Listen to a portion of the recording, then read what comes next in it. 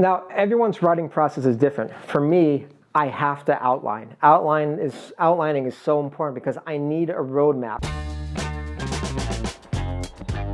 If I don't have a roadmap, then I'm just basically flaring around, not really coming up with anything productive, or I come to a pause and I'll look on the internet just to waste time. The way I basically get back into it is I come up with an idea.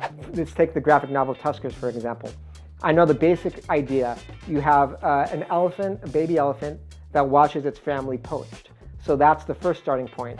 I know that they're going to be brought into a nursery, so I just write down nursery. I know they're going to be moving to a different country because poachers are after them, so that's another point. And I know pretty much what the ending is.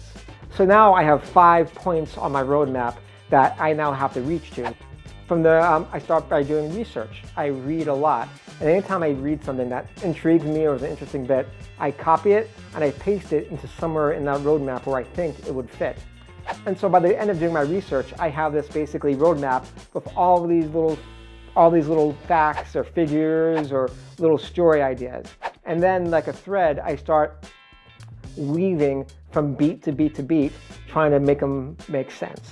It's a very laborious process the way I do it, but I need to do it that way because that's what I find works best for me.